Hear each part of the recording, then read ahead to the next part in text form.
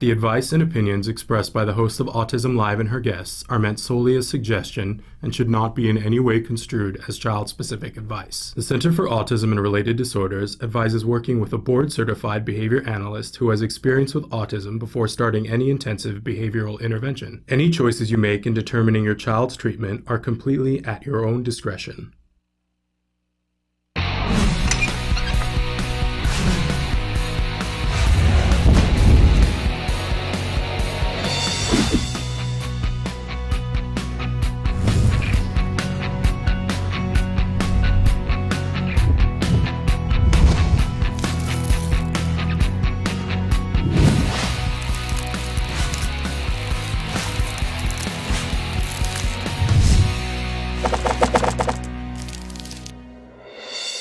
Good morning and welcome to Autism Live. I'm Shannon Penrod. We're webcasting to you live from the Center for Autism and Related Disorders headquarters in Tarzana, California. It's Tuesday, so excited to be here with you. We are going to be here with you live for the next 2 hours talking about autism and how we can be the most effective, most efficient person possible helping a child, a teenager, a young adult, an adult on the autism spectrum to reach their fullest potential. That's really what this show is about. It's meant to be interactive, and you know, it's no holds barred in terms of what we talk about here. We certainly talk a lot about ABA, and there's a really good reason for that. ABA is the only scientifically proven effective treatment for autism that shows us across the board that all of our kids can make progress, right? But there are lots of other things to talk about that sometimes are effective with individual kids because our kids are all individuals. So whatever it is that you want to talk about, we're happy to talk. You're driving this bus, not us, right? Right? And there are lots of different ways that you can interact with us to let us know what paths you want us to go down. So let's take a look at some of the different ways that you can get in touch with us here. But I want to remind you that if you want to watch us live, right now there's only one place that you can watch us live, and that's www.autism-live.com. If you're watching us in a taped version, then I want to remind you that we are live Monday through Friday at 1 p.m. Eastern Time, 10 a.m. Pacific Time for 2 hours, Monday through Friday. Obviously, there are exceptions to that. We do take days off occasionally because I am a mom. That is my credential. I'm not an expert in autism. I am not a BCBA, a board-certified behavior analyst. I'm not a nutritionist, a lawyer, a licensed advocate. I am none of those things. All of them are wonderful. Would like to be them if I had another life to live, but I came into this community as a mom. My son was diagnosed literally almost 7 years ago to the day, and he got a diagnosis of classic autism. He is now, he was 2.5 at that time. He's now 9.5, and I consider myself one of the luckiest people on the face of the planet, truly, because we got information at the right time, we lived in the right place, so that we had access to the very best ABA therapy at the right time and the right amount. Now, did we have to fight for it? Yes. So I don't want to make it sound like, oh, I just woke up and everybody handed it all to me as a mom, and it was all happy, happy, glorious. Oh, I wish that were the case. But unfortunately, that was not the story. Still, though, we did live in the right place at the right time and got the right information. And I know that a lot of people aren't lucky enough to be able to say that. And part of my journey with my son is to pay that forward, because I know that that didn't necessarily have to happen. So that's part of why I'm here, to help you to get the information that you need at the right time in the right place. Things have changed a lot, and things need to change a lot more, right? But information is still key, good information. And so that's really what we're about here, is hooking you up with good information, giving you an opportunity to ask experts questions. Don't forget that tomorrow, Ask Dr. Doreen with Dr. Doreen Grampiche, a true visionary in the field of autism. That's always our Wednesday opening hour, and you have the ability to ask questions right now and all throughout the night. And during the live show, you can ask questions. We do fill up during the live show, so I always say ask your question early, because I go over the questions on Tuesday night to figure out what we're going to open with on Wednesday. It's free. If you're watching us live on www.autism-live.com, you see a box. It says the question that we're answering right now. You just click there, put your cursor there, type whatever you want, hit enter, and it shows up magically here on my screen, not my screen. And you and I have an opportunity to talk. And more importantly, you have an opportunity to talk with the experts that come and sit next to me or that Skype in with us. And if you're watching on a regular basis on YouTube or on Blip or on iTunes because you're busy doing other things during the live show, believe me, I understand that.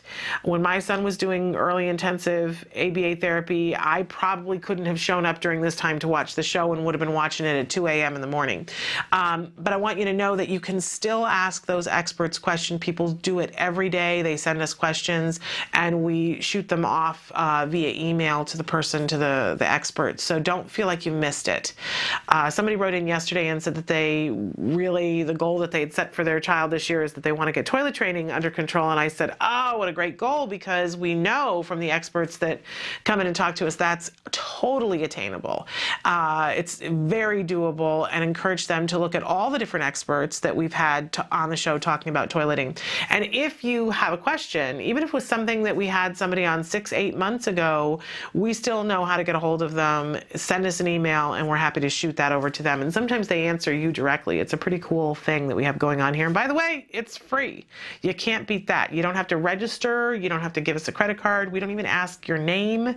Obviously, if you're emailing us, if that's the way you get in touch, then we have your email address, but we don't ever do anything nefarious with that because that's not what we're about. We're about hooking you up with information and helping you to reach that fullest potential with whoever you love that's on the autism spectrum. And of course, we talk about the other side of it too, what it's like for us as parents, what it's like for us moving through this and some of the frustrations, some of the financial constraints, because that's all part of it too, right? And again, we will talk about what you want to talk about. So please take advantage and write in and let us know. All right. We like to start every morning with something that we fondly refer to as the jargon of the day. This is when we take one word, one phrase, one anagram, and try to demystify it, understand not only what it does it mean, but how does it relate to our individual children, so that over time we start to understand these terms. And when we hear someone use one of these terms in conjunction with our child, we don't have to stop everything and say, what does that mean?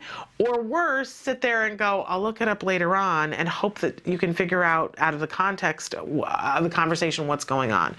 Been there, done that. It can be very overwhelming, right? It's a whole new language.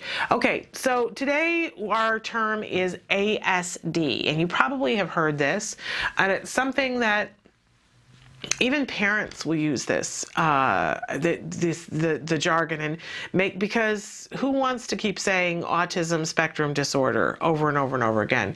It takes too much time, it takes too much energy, we've got other things to do, right? So you will hear people say ASD, which stands for autism spectrum disorder. And you know what's great about saying ASD is that it's all encompassing. It's very politically correct, by the way, because some people don't like to say that they're autistic, right? My son is one of them. He says, I'm not autistic. I have autism, but autism doesn't have me, right? You've heard that expression. And if you call my son autistic, boy, he's right there telling you. Now, I know other young people that are a little bit older in their teens or adults who really don't like it if you say they have autism, and will say to you, you know, you make it sound like psoriasis. It's not this horrible thing that you're making it sound like, you know, some disease. I am autistic. That my brain works in a certain way, and that's who I am. And they get very offended if you say have autism. There are people who have Asperger's who will call themselves Aspies, and other people who say, well, you know, I have an autism spectrum disorder. And unless you ask somebody, you're never quite sure what they prefer. But I have yet to hear anybody say that they are offended by ASD. So a really good politically correct, and it includes everything. So for those of you who have children who have been diagnosed PDD-NOS, and then you say that to somebody, and then you have to explain that, and it's such a lengthy conversation, isn't it? I've seen people struggle with it. My son had a classic autism diagnosis, but I have many friends who have the PDD-NOS, and oh my goodness, lengthy explanation. You can say my child with ASD. Autism Spectrum Disorder. Okay, so this was our actual definition and our working definition: autism, PDD-NOS, Asperger's syndrome. Any one of those three. So if they're on the spectrum, you can say ASD. All right, and you know, labels are so, right? It's difficult, and figuring out what you want to say. But, you know, I think it's a really healthy part of the journey to figure out how you want to term things and how you want to talk about things.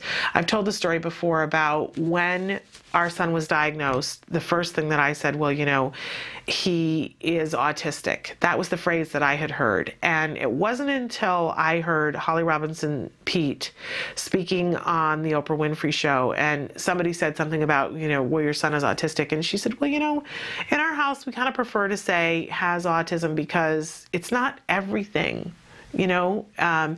Autism is a part of his life, but it's not everything. And I thought about that and went to my husband and said, you know, I like that. It's never felt good to say he's autistic. It just felt so final to us. Yeah, everybody has their own thing, right? So we started saying has autism. And then I went back to my husband and I said, it doesn't feel hopeful enough to me. And everybody's, like I said, you need to figure out what's right for you.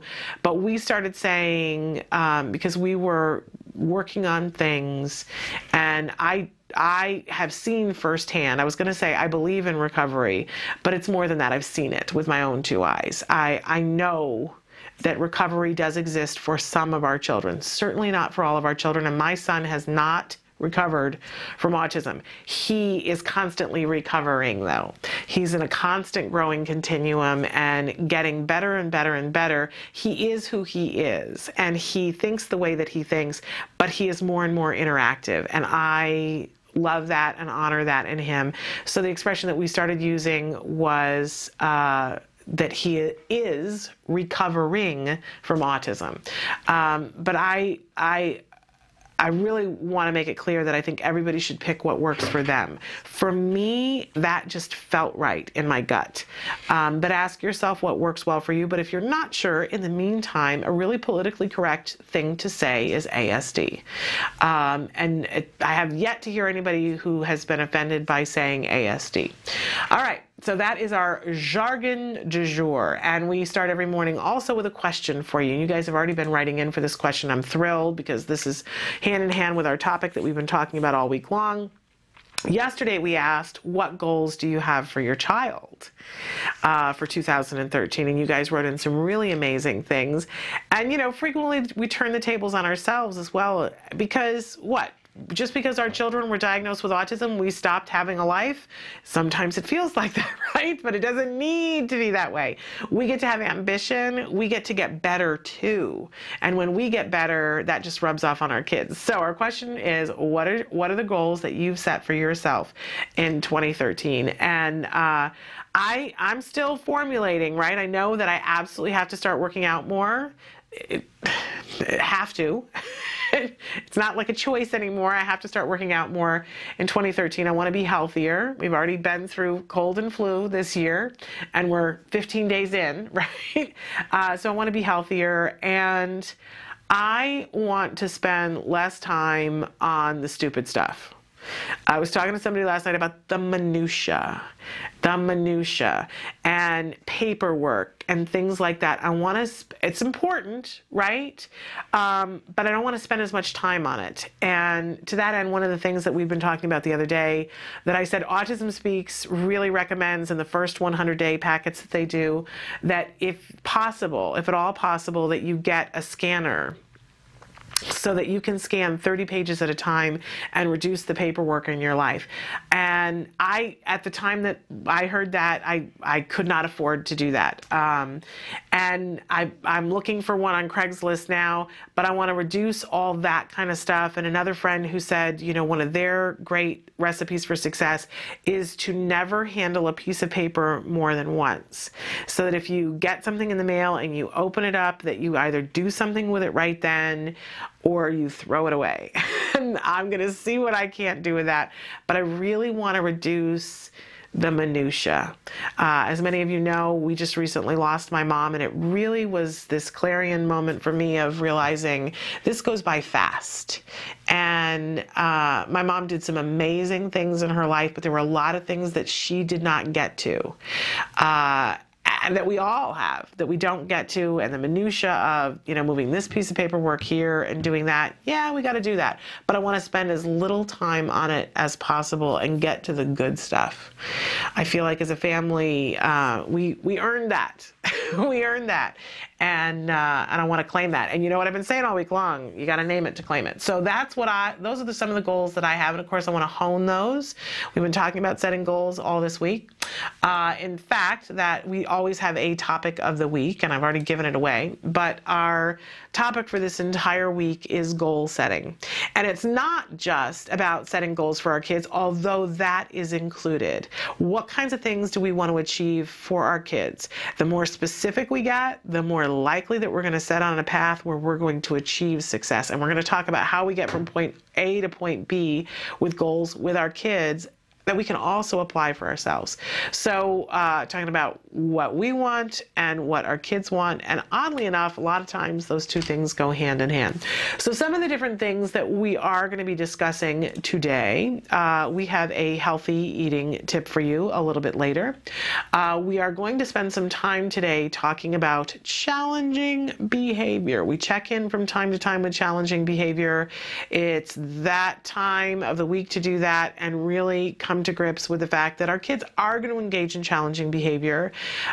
It is going to be overwhelming. It is not our fault. By the way, it's not their fault either, but there are strategies that we can do to help ourselves and to help them to minimize challenging behavior, if not from time to time get rid of it completely. Although it will come back because they grow. And I'm told that eventually they become teenagers. I haven't experienced this yet, but I'm told that it happens. I've seen it. I have seen it.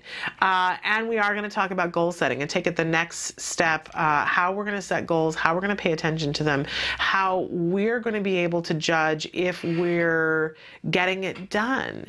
And again, these are all executive function things that there are lessons that we can teach our children on for them on how to set goals, but why not also model the behavior?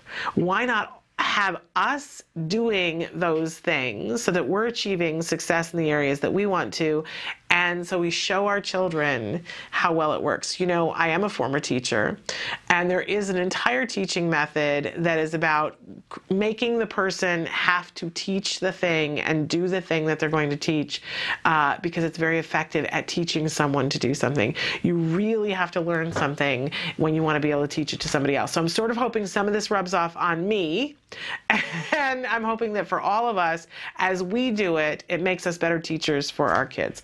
So all of that and more today. And again, we're deferring to you answering your questions. Now, normally on Tuesday, we have Evelyn Gould with us. We do Making Room with Evelyn Gould at BCBA. We will not have Evelyn today. She will be with us on Thursday because Angela Persick here, the BCBA who comes in on Thursday, is not able to be with us on Thursday. So programming note, not today for Evelyn Gould, but she will, for those of you who love Evelyn and love dropping in to hear what she has to say, she will be with us on Thursday. Very excited about that. All right, we're going to take a break, and when we come back, we're going to start out by talking about healthy eating. So stick with us. Monica Holloway is a critically acclaimed author, speaker, and activist. She is also an autism mom. Her son Wills was diagnosed with autism at the age of 3. Now, at the age of 15, Wills is a high school freshman, attending a mainstream school. I'm in a brand new school. I'm in a great school that I love, and I'm really happy there. I made friends pretty quickly on the first day, and something interesting happened to me on the first day. Tell me. We were doing an art project with fabric markers, and there was a little label on it that said, "Squeeze for best results." Okay. And so I squeezed it and it exploded all over the people at my table. Oh no! And we were all covered in little blue dots. I asked Wills how he describes autism to people. I say that I have Asperger's syndrome, which is slight form of autism, it doesn't make you any different. It really doesn't. It's just there, and it just kind of makes you who you are. I asked Wills what he thought of the Sandy Hook shooter's actions being linked to autism. Please, just don't be scared of autism. If somebody has autism, don't be scared of them. Chances are they're not violent. They're just like you or me. Monica is a proud mom with good cause. I asked her to describe Wills in 5 words. Generous, curious, funny, sensitive, loving. We had a chance to talk about the Sandy Hook massacre and how Monica heard the news. On Friday, when the shooting happened in Connecticut, I was in my car, and my husband Michael called to tell me what had happened. And I was in a state of shock, as I think we all were, but that many children. And I felt, I guess a mind can't take in that kind of information without feeling nauseous. I felt it go from here all the way down my body. I started calling everybody I knew to tell them I loved them, and I was thinking about them, and I just wanted to be with the people that I knew. I started hearing more and more information come on the news about this shooter having Asperger's or being autistic. And then I started hearing things about, well, does autism cause violence? And I was in a whole other level of shock. Never in a million years would I think that somebody might associate us and my son's face with the face of violence just because he has Asperger's. And I've seen bad days and good days, and that's what kills me, is like there was not a day bad enough to ever make me think that he or any of his friends could ever be violent. The only thing that made me even feel a little bit better, to do something to help educate. And so we've started a campaign on my Facebook page, Cowboy and Wills. It's called I Am the Face of Autism. And please post a picture of yourself. It can be your child, your friend with autism. Let's put these beautiful faces of these people with autism on to wipe out the face of this murderer. Let's put our faces in front of his. That, of course, was Monica Holloway and her son, Wills. I talked yesterday about, I love her book, Cowboy and Wills. Really highly recommend it. And, we talk about lots of different books here, and I think I'm pretty candid.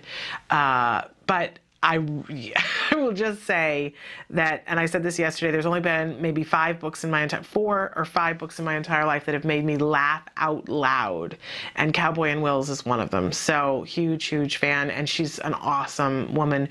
We're asking her if she wants to come in from time to time and trying to work that out, because really an amazing, inspirational mom.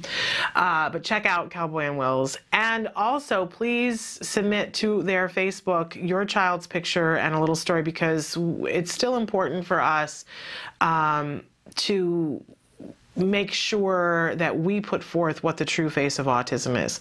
That's something we've been talking about now for about a month, and I don't think it's less important as time goes on. I think it's even more important. But it's time for our healthy eating tip of the week. And, we talk a lot on the show about eating healthy, and that means different things to different people. And I think it's really important that you understand what that means for your family. Of course, there's a budgetary element to it, and you have to consider what you can afford. And I wish that were not the circumstance, because healthy food should be available to all of us and to all of our kids. But there is a consideration. We've talked on the show before about the clean 15 and the dirty dozen, because it's important to not give your children really pesticide-laden food.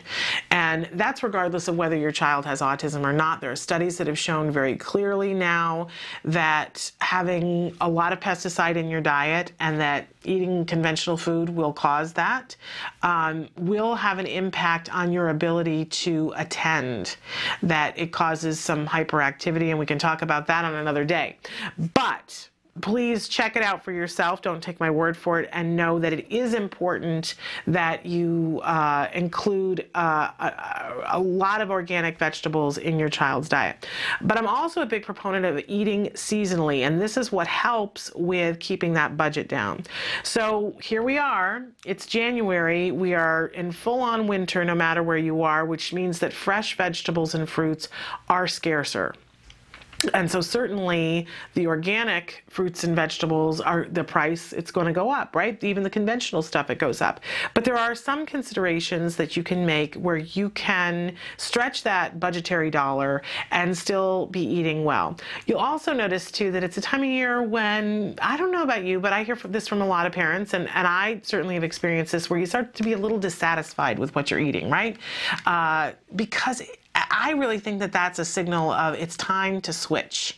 The things that you were eating before, even 2 months ago, are not the things that are really seasonal right now. So what kinds of things are seasonal in January? Well, certainly we're at the tail end of the squashes, but root vegetables, a very big deal right now. And it may be some things that you're not used to eating, but really take a walk on the wild side and you might be willing to try some of these things. It tends to be a time of year where people start to get very starch heavy because you're cold, you want something comforting, so you get a lot of potatoes going on. Well, I have nothing against potatoes, but they're a little bit high in sugar. And if you can sort of pare that down and do more sweet potatoes than white potatoes, a good choice. Do more brown rice than white rice, a good choice, right? Going for those whole things, that doing the hull on the rice, because it's going to help to fill you up and it's going to be really beneficial for the whole works, unless your child can't have rice, which is some people.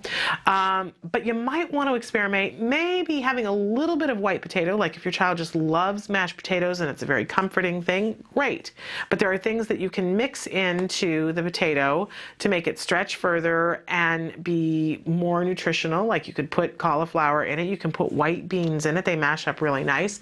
But what about putting some parsnip in? I know I'm talking crazy here, but parsnips are pretty fabulous. I would start with just a little bit because it adds a different, interesting taste and texture to the mashed potatoes, and you don't want your child to refuse. So start small. There are things like rutabagas that are pretty fabulous. If you cook a rutabaga and mash it up, a pretty amazing thing. There are carrots in different colors besides orange this time of year. Not the easiest thing to find, but generally when you do find them, they are organic. So really interesting stuff to try.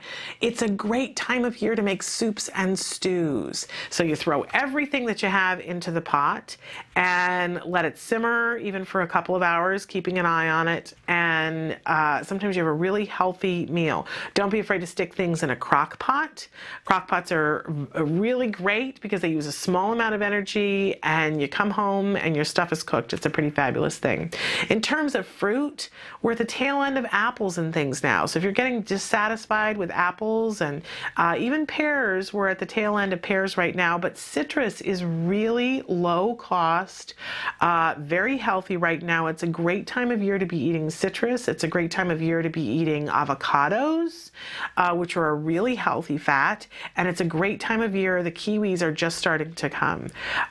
So lots of interesting things to try there, but it's also a time to maybe experiment with some dried fruit, but again, you want to focus on the organic stuff. The organic raisins are really good right now, and even dates. It's that time of year when dates are really, really plentiful and low expense.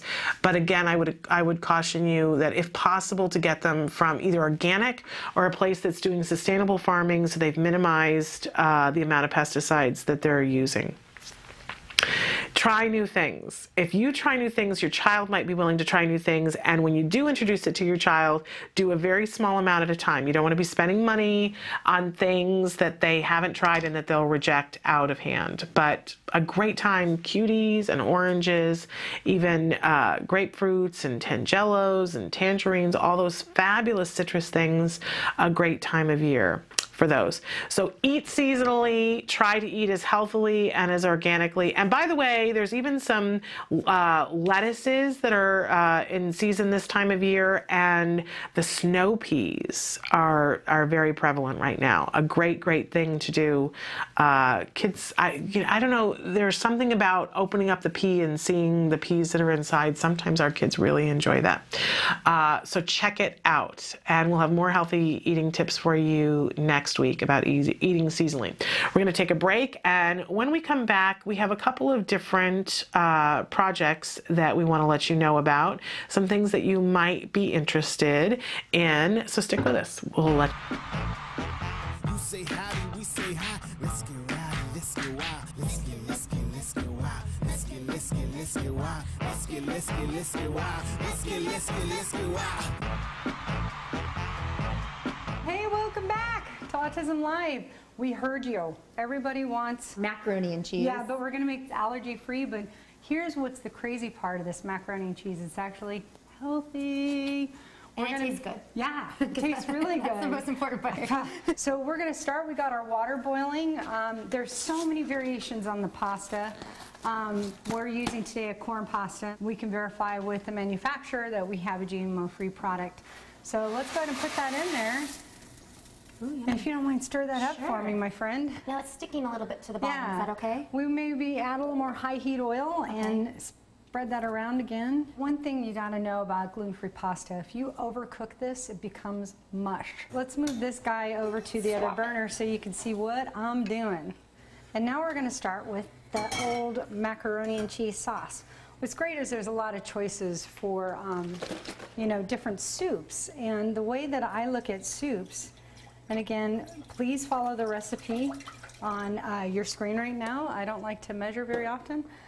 But what I like to use is a creamy butternut squash soup. So this soup is great because it adds a lot of flavor to the dish, but also gives people another serving of vegetables. With kids, we don't want to over season. Maybe with the adults, we can season some for the kids first, pull it out, serve them, and then add a little more, you know, garlic powder or onion powder or other types of things into your dish. So the next most important thing on this recipe is we're going to add in a thickener and the faux cheese. Now some people like their sauce really thick, so you just add in more cornstarch or more arrowroot, so that's not a big deal.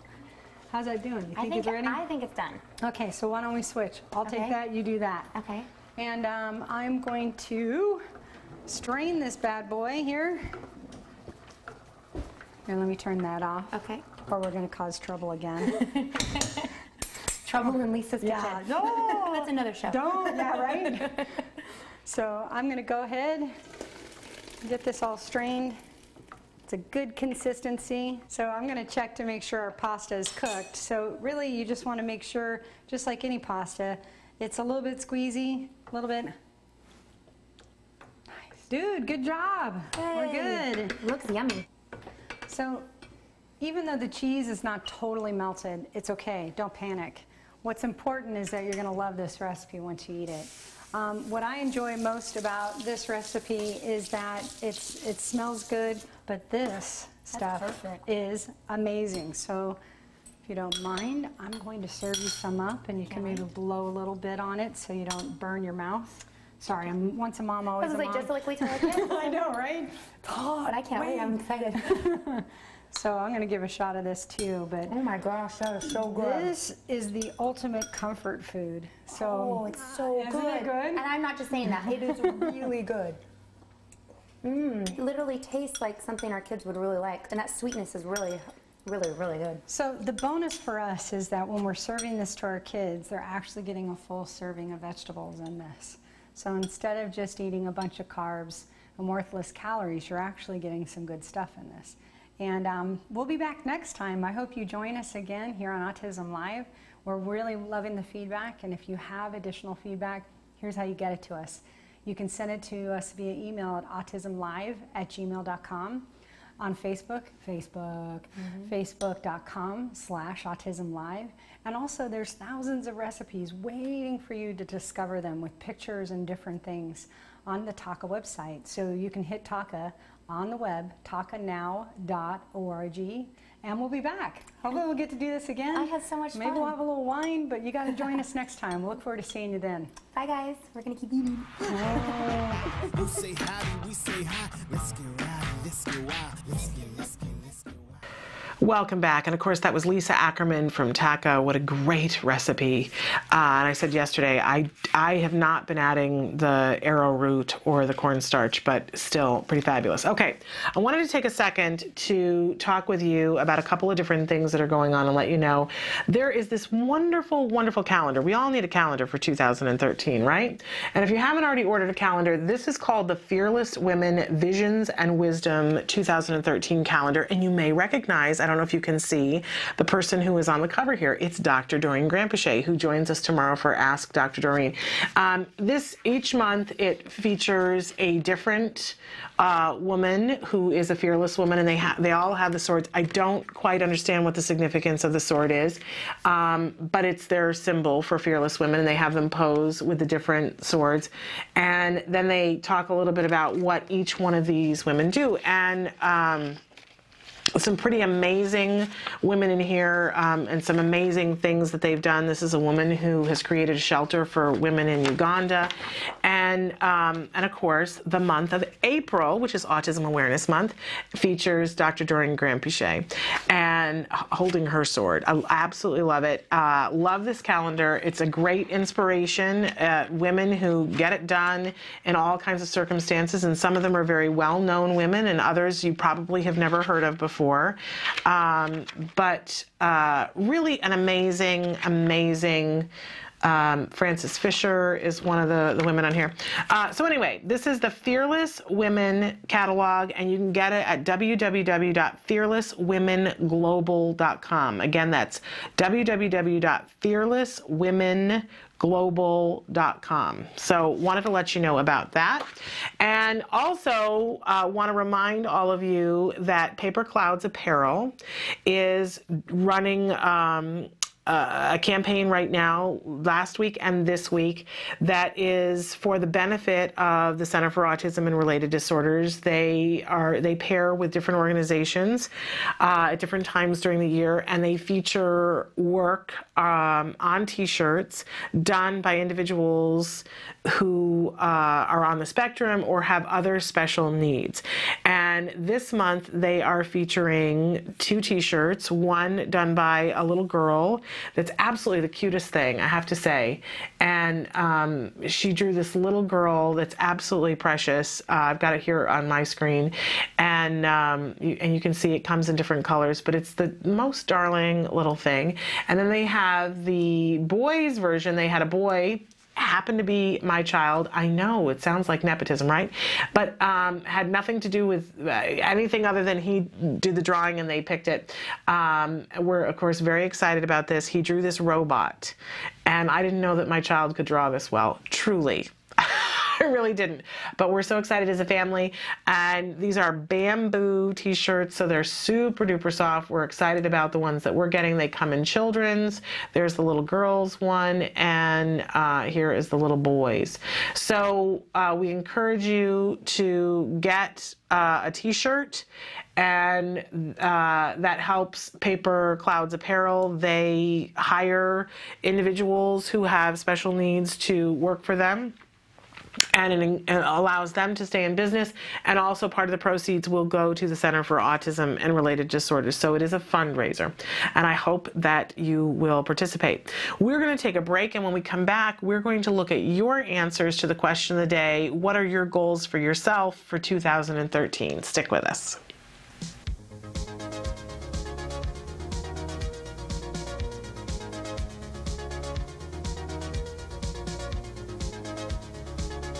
ECF and DAC Gallery. Started in 1946. A group of parents had some children that they wanted to engage in productive activities. Want to show us your artwork in the gallery? Yeah. Yeah, show us. I want to see. And the 2 top ones are yours? Yeah. Very cool. Are you proud of them? Yeah. We actually work with about 150 students, and they're all special needs artists. I like working with clay. Clay is my outlet because clay can mold in all kinds of shapes. When they come to the program, they don't realize that the potential that they have of being great artists. And once they work with the professional artists that we have here, you know, they begin to discover that they do have talent. When they make that discovery of their talent, and when there are even some that have challenging behaviors, their behavior would change. This is my 3rd year here. This is like home sweet home, like family, friends. They're like family, so I like it here. Some have moved from here to go to college, even get jobs. That's great, and molding them to be the people that they never thought that they would be.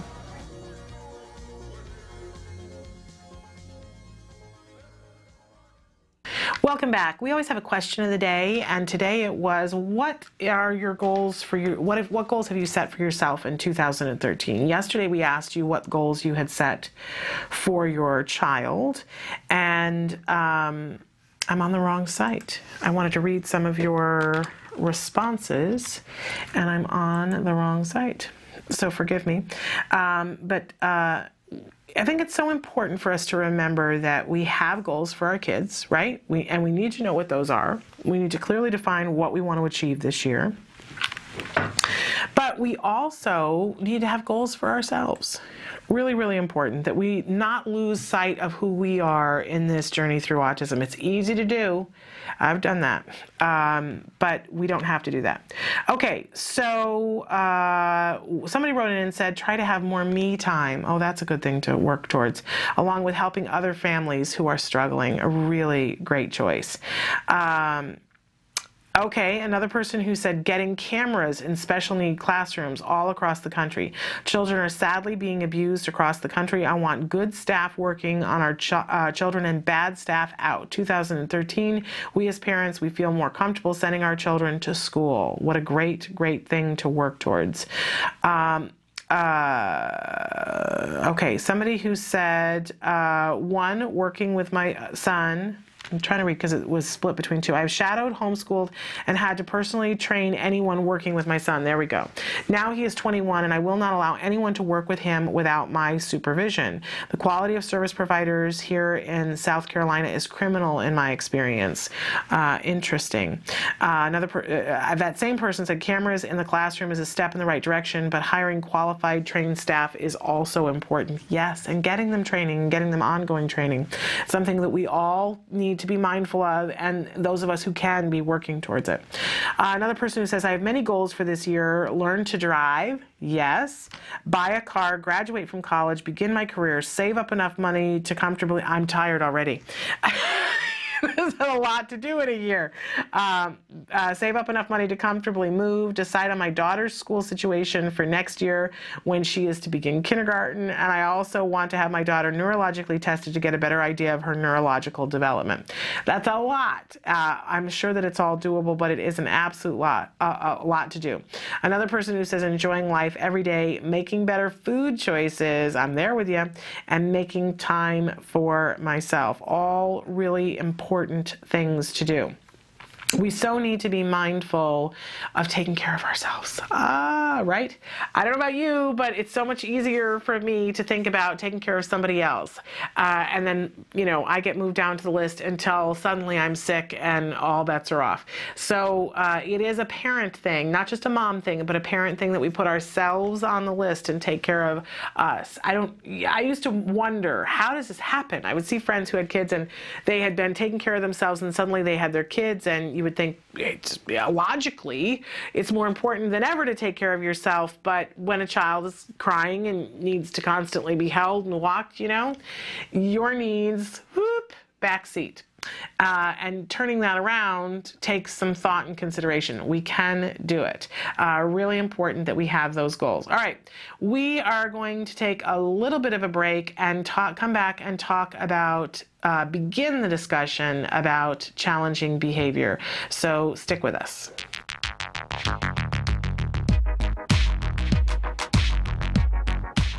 Every child with autism deserves a bright future. Without further clarification, the Affordable Care Act could actually result in less benefits for individuals with autism spectrum disorders. We urge Catherine Sebelius to clarify the Affordable Health Care Act. She can make one change, one little minor change, to make applied behavioral analysis be part of the health care plan. By signing this petition, you are protecting the health care benefits of individuals with autism spectrum disorders. We need to make sure that we are heard and seen. Sign a petition at autism-live.com. Here's how you can show your infinite support.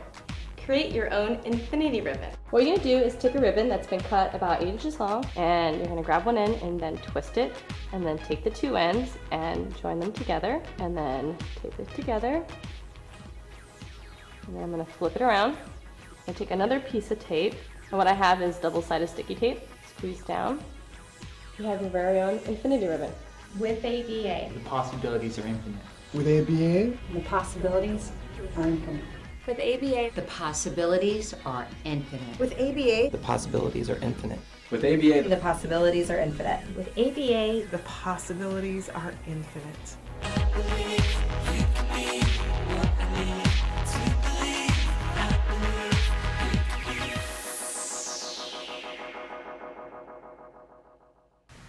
I'm wearing my ribbon. Are you wearing your ribbon?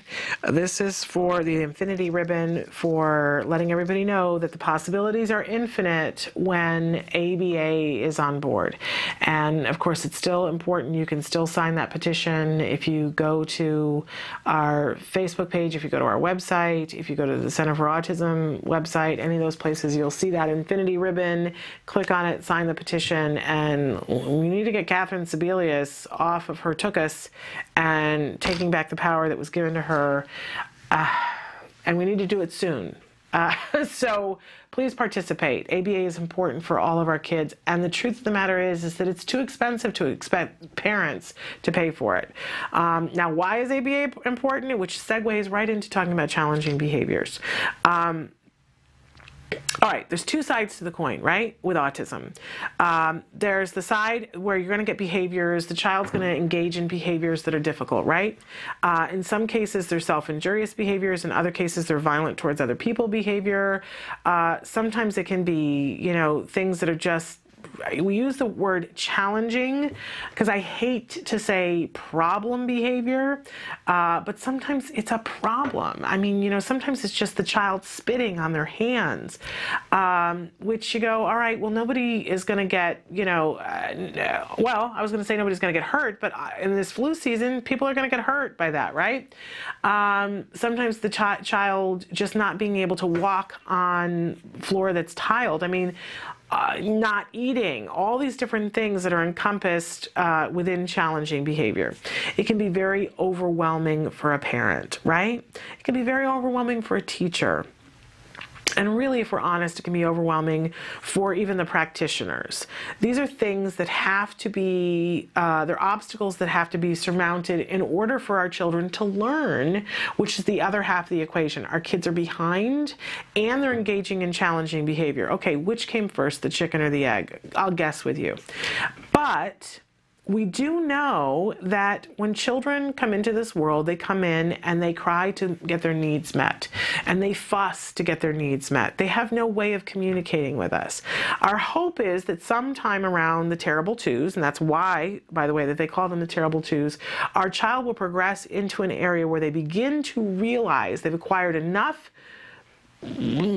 behavior, verbal behavior. They're not necessarily even speaking, but they've acquired enough verbal behavior that they can do other things to let us know that they have needs to get met. Now, for some children, that's pointing to something, right? For another child, that might be hitting you with their head, headbutting you. I need something. They're conveying information to us. What happens as the child begins to gain more and more verbal behavior and more vocal behavior and can say to you, I want a hug. I don't want that to eat. I need a drink. What happens then is that hopefully their behaviors that are not behaviors we want them to grow up to be an adult start to slip away. Okay. All right. What happens if a child does not learn that nonverbal behavior? What happens if a child does not acquire language?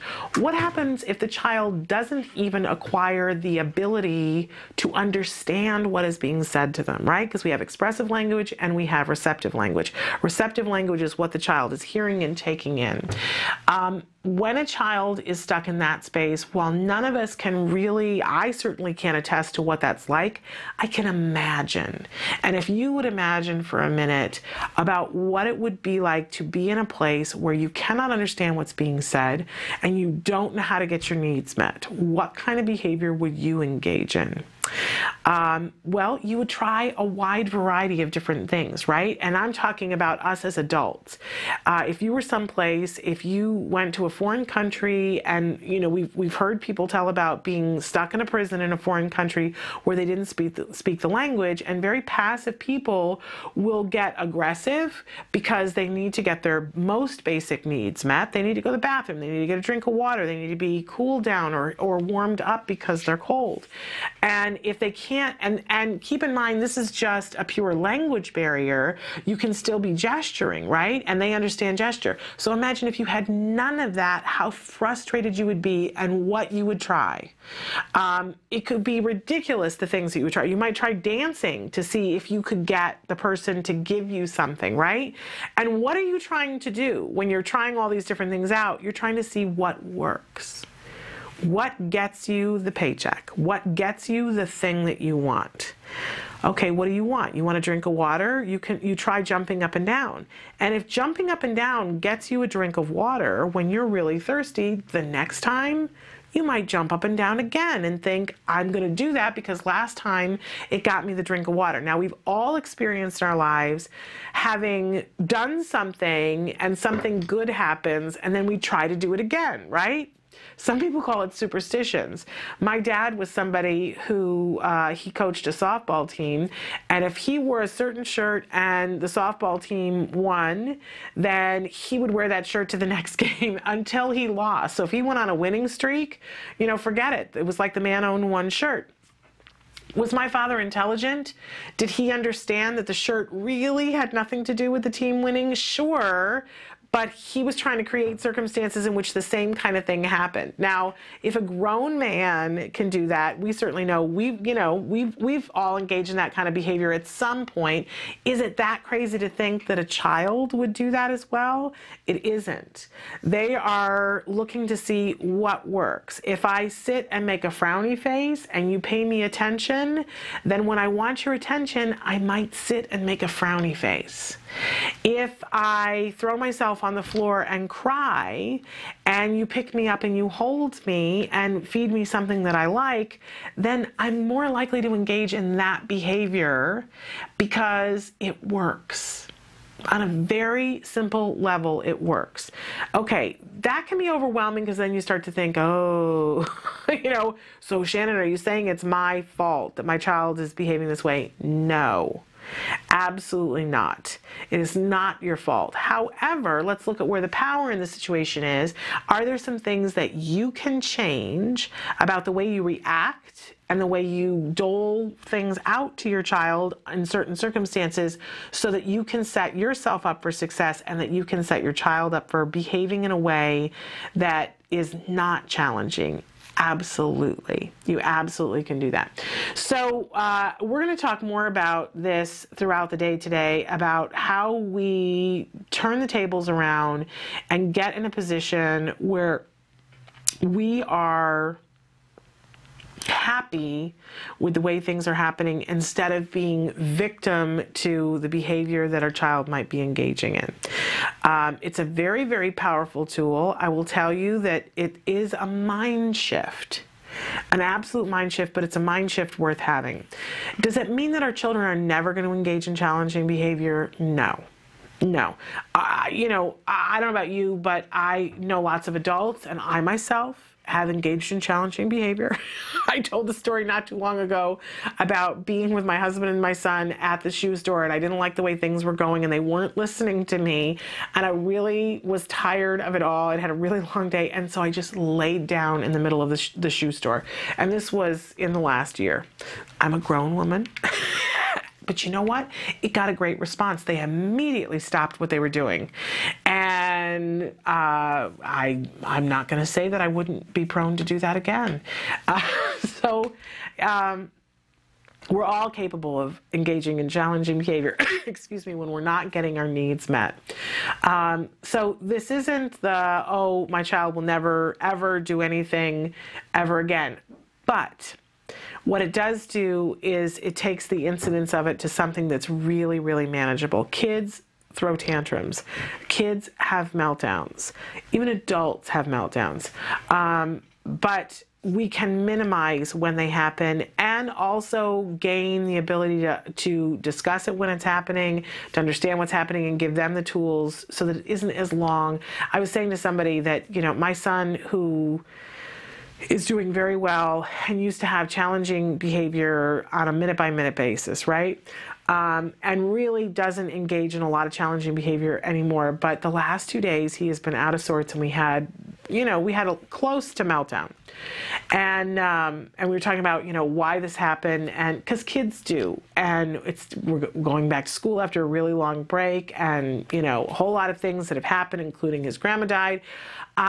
But it's so interesting to me because even though I had 2 days back in a row with some behavior, I am able to cope with it because I know it's not our norm now.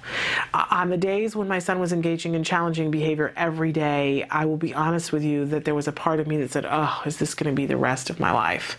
Because I don't know if I'm equipped to deal with this the rest of my life. If that's the page you're on, I want you to know that there's all kinds of hope. There's all kinds of ability to turn that around. But you do have to first make the mental shift, and then you have to make a behavior shift for yourself.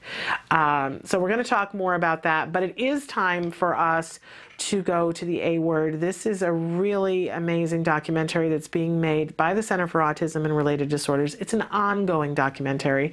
They're following a little boy, Jack Riley, who was diagnosed with autism at the age of 2. He's now 4. He just recently turned 4. And what we get to do is take a little snapshot of therapy in his home over a period of time so that you see the kinds of things that he's working on and how he's piecing them together to get the arc of ABA and how effective this can be. And we'll see that Jack Riley has some challenging behavior too, and that it's gonna, you know, some things are gonna get better and then a new challenging behavior will come up, and then it, you know, gets better and then a new challenging behavior. It can wear you out, quite honestly, but progress. Progress is the name of the game, and Jack Riley, believe me, is making all kinds of progress. So check out this week's episode of The A Word.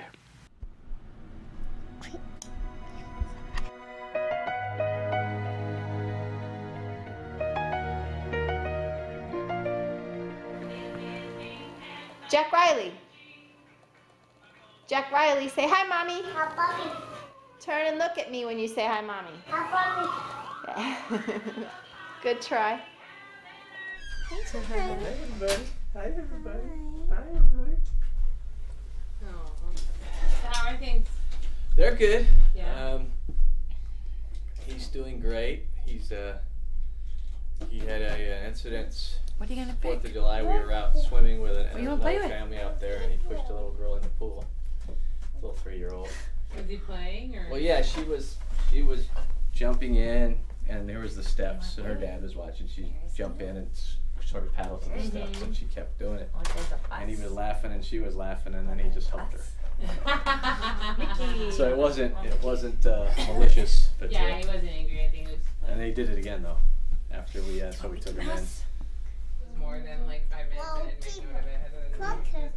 You want a cracker? We'll come and get it. There are 2 skills being displayed by Jack Riley right now. One is that he made eye contact, and the other is independently requesting an item without any prompting. These are both skills that he and his parents and therapists have been working on. Can you say, I want a cracker? I want cracker. Can you say, I want a cracker?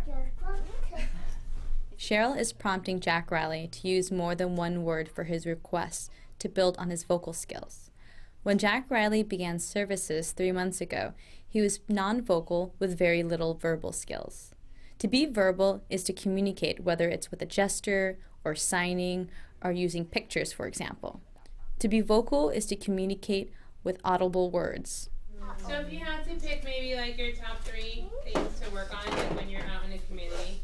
Trying to figure out what will make him compliant, you know, in public when there's a lot of people. He kind of took off twice for the street. It's inconsistent enough that you can't count on it. There's days that are great and days where he does one of the. Or he'll say go. And then, yeah, go. He says stop and he says go and starts up again. Okay. Him staying with us, him even just walking hand in hand without, I'd say within fewer than 10 steps, he goes noodle and sits down. So what I'm going to do is I'm going to add an outing section in here. And then if we can, you want whenever it works for you guys, at least if we can do it at least once a week with one of these guys, go on an outing to wherever you guys normally go. Just to start getting him used to that. Because it seems, yeah, with the activity, everything changes a little bit from him. Just gets so excited. And that's when I think most reason stops for him. And most of what he learns sort of goes out the window. Yeah. Okay, we're gonna spiral down. Spiral, spiral, spiral. Yay! Oh. To me, he sounds like he's talking more than before. I don't know, that's what I observed. Huh. You're talking a whole lot today. Do you want to play with your trains? Yes, good. Okay, should we open? Open. Okay, say open, please. But the fact that he is actually communicating is really, really cool. And they're actually words instead of just, you know, utterances or, you know, gestures. Yeah, it's really incredible. Incredible. Say, let's go. Let's go. Okay. Choo-choo, come on.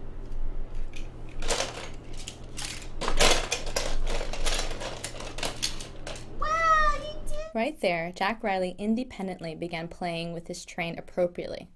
What you see is what a typically developing kid would do, naturally. But kids with autism, most skills need to be taught until the behavior becomes natural.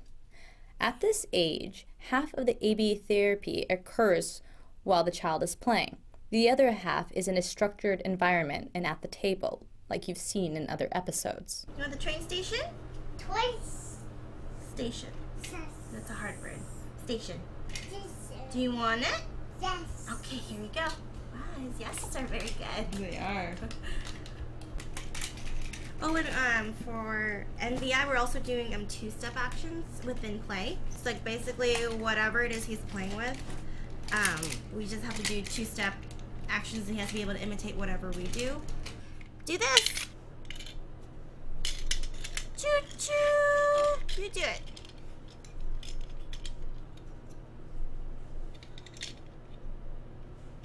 Say choo-choo. Choo-choo. Good job. Okay, let's put it on the track here. Do this. Choo-choo. It's Riley's turn. Say choo-choo. Yeah, here we go. So it's like little actions like that. Just, you know, putting the train on the track, making it go, putting items in the train, imitating even vocally, like what we say during play.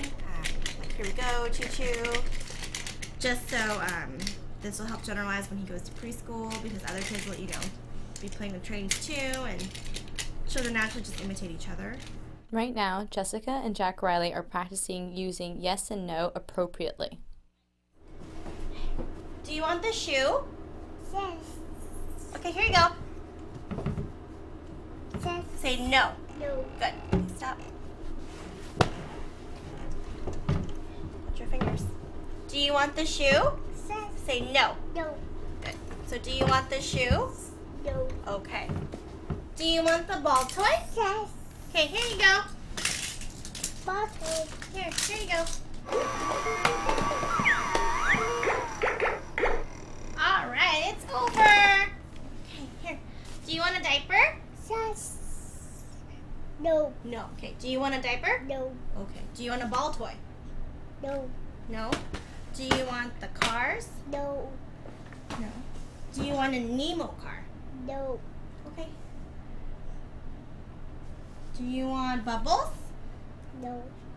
No. Yes. Yes? Okay. Boo puppy. Pop, pop, pop, pop. Boo puppy. Boo puppy. Hi, can you sit up though? Sit up.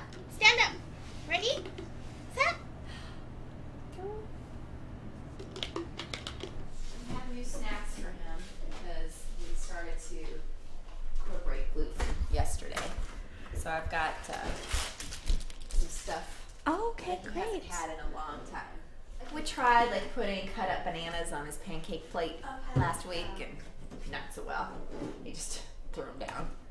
So I thought like that kind of stuff would be easier now because he's been doing so well, and he's not. So we're still going to have the battles, and I think we're just so happy to be done with the first battle, that we're sort of reluctant to start a new one, which is to start introducing new foods. Yeah. But the cool thing is now that we're taking them off of the GFCF stuff, we have more things to introduce him to. Definitely. And maybe he'll just get less anxious if we're giving him things that he used to love this stuff, but we took him off of it. He won't remember, but maybe it won't be such a big deal if some of the new foods he's getting are things that he's loving. You want to try a cereal bar? Ooh, yummy. Are you looking funny? Oh, Jack Riley. Look better.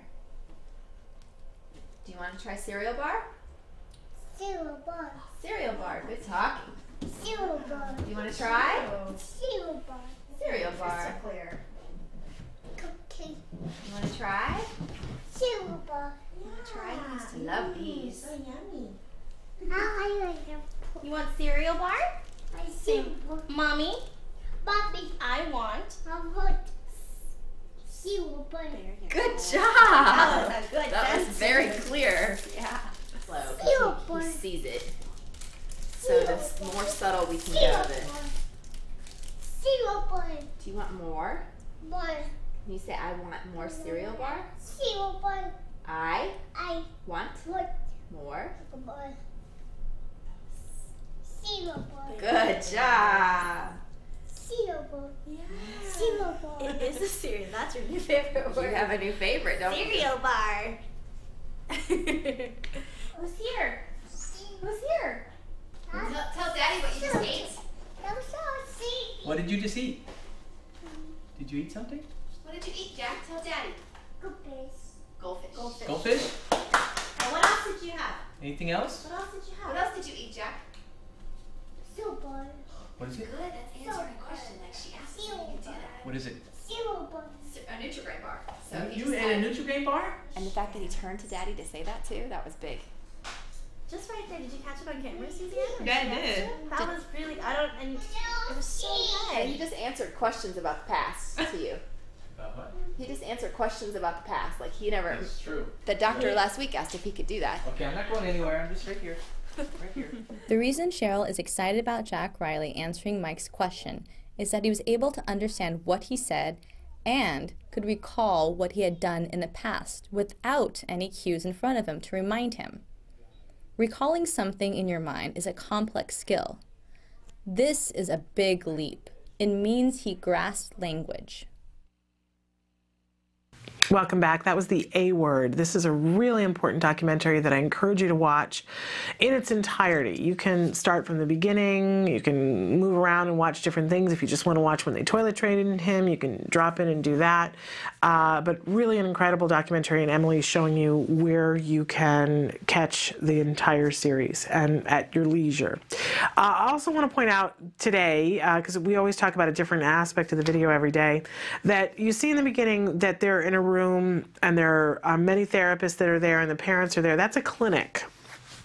And different providers of ABA will do this in a different way. The Center for Autism and Related Disorders, when a child starts out, usually in the beginning, they happen every other week. And it is a 2-hour block of time that everyone that's on the team comes together. The supervisor is there, the child is there, the parents are there, and the entire team is there. It's a time to see how the child is doing. They get an opportunity to go through all of the different lessons, the programs that they call them, that the child is working on, and the supervisor uses it as a teaching time to talk with the therapist about what they can do to be more effective, because we can all always be better, right? You know, I mean, it's so if you're thinking to yourself, I'm just, not good at this or good, just understand that everybody can be better. And it's a time when you as a parent learn, when you can try things out, you can talk about things that are going on that you need some help and support with, that you need to figure out, okay, is this behavior something that we attend to and do this with, or is this something that we're putting on extinction? And you can ask questions. So it's ongoing. It's a very emotional 2-hour meeting. We, for 5 years, my son had ABA therapy from the Center for Autism and Related Disorders. Now, all of those 5 years, we weren't coming every other week, because eventually as your child gets better and their hours taper off, you know, then you start coming once a month. But I never came to a clinic, and eventually sometimes the child doesn't come to the clinic anymore if they get to a certain age and if it's not productive. So it really depends on what's productive for the child. But I never left. It was actually in this building, which is a very trippy thing for me to think from time to time, because I don't think of this as the building where we came to do that. But there were every single time, there were not just times, every single time that we left, we would get in the car and the very first thing I would say was, I feel like crying, because it would be that power-packed and that emotional. And it is something that you know, talk about your life change, and that seems like one of the smallest things, but it's a pretty big deal in the middle of the day when people are trying to work, to set aside a 2-hour block in which you can go and be and meet with a team. Really, you know, your job has to make allowances for it. And it has to be scheduled. And people, I think when we first started, our clinics were on a Monday, and then they were on a Wednesday, and then they switched back to a Monday. And I can remember people saying to us, you know, oh, can we go and do this? Or, you know, so-and-so's getting married. And I would say, what week is it? I need to look, because every other week it's not a problem, but every other week it is a problem. And everything got filtered through that. So that's what you're seeing as a clinic in the beginning. When you see them in that big room, that's exactly what's happening. And the supervisor is there and is talking to the different therapists. And you see some people that aren't featured usually in the series, because they really focus on one therapist, Jessica, that comes and spends time with him. But really there's a team, and the team rotates. So it's not always the same people. And you will see people in that room and wonder, you know, okay, who are they? They're other therapists from the team. And you see at one point that they're asking about, you know, how he's doing out in public, because how your child behaves at home is going to be one way, but we need that to generalize to the public. So if a child is responding to questions at home, that's great, but it's not job done until the child is doing that in all kinds of settings, which includes going out. And you see that the supervisor, Sabrina, at one point says, okay, well, I'm going to add an outing to his program so that every week he has to go on an outing, which means the parents have to schedule that not only will they go with Jack Riley to go on an outing, but the therapist will come with them. Now, I can't tell you how many times I've met a parent who said, well, we were doing ABA therapy, but you know, it was so intensive and you couldn't go anywhere and you were trapped in your home because you have to be home while your child's going through the therapy, and we needed to do things and I couldn't take it anymore. And while I fully appreciate that and understand completely where they're coming from, that is a failure on the part of the parent. I know, I'm all the time saying it's not our fault. It's not. This is a place where it's it is our job to understand what we're supposed to do, our part of this program. If you are lucky enough to have therapists come to your door, you must understand that they are trying to work on something in your living room that is to take out into the environment. They have to follow your lead. You will be encouraged on a regular basis by a good supervisor to take your therapist and go places, but you must take the initiative as a parent. And you must say, okay, today we're going to the grocery store. A really good therapist will say to you from time to time, hey, I have a program here in the book that says we're supposed to go to the grocery store and we haven't gone yet, but they cannot say to you, today we have to go to the grocery store. It is not their place because you have to drive your car, you know what I mean? So you must, as a parent, take that initiative and make sure that you're taking your child on outings. Now, it's a wonderful thing. Don't resist it. Because when they take your child, I can remember going to grocery stores and thinking, what was I ever going to do in my life? Because Jem couldn't handle it. And he would be a squirming, tantruming mess. And I couldn't get him to sit in the cart. Forget that, right? That wasn't happening. it's not on, as they say. It wasn't on. And I remember the first time that they said, okay, we have to go to the grocery store, I put it off for weeks. And then finally we went to the grocery store and I watched as a therapist taught my child how to hold onto the cart and walk with the cart with me. Are you kidding me? Like, I wouldn't have believed that that was possible. And I thought, that's not going to work because the minute you're not here, he's not going to hold onto the cart. He's going to run. Are you crazy? And of course, they proved me wrong, which therapists will do. And of course, we went several times and they rewarded him for holding on to the cart and gave him rules and everything. Oh, you guys, take your kids on outings. Have the therapist go with you. Go to birthday parties. Do yourself a favor. Make them go with you. It is a whole different thing. They get into the bouncy house with your child and deal with the interactions with the other kids. Oh, don't cheat yourself out of going on the outings. I'm telling you, it's one of the best things because your child learns and you get out. But you must be the person driving that bus. You must say, we're going today. We're going to do this. And the therapist will go along with you. We went to museums, we went to birthday parties, we went to all kinds of places. The only place that I never took a therapist that I swore I was going to do at some point, we never took a therapist to Disneyland. But I kept saying that I was going to do that. The difficult thing is that whenever you take your therapist someplace, you have to be able to get them back by the time of the end of the session or help them to make arrangements to get to their next session. And we're far enough away from Disneyland that I just could never make it work.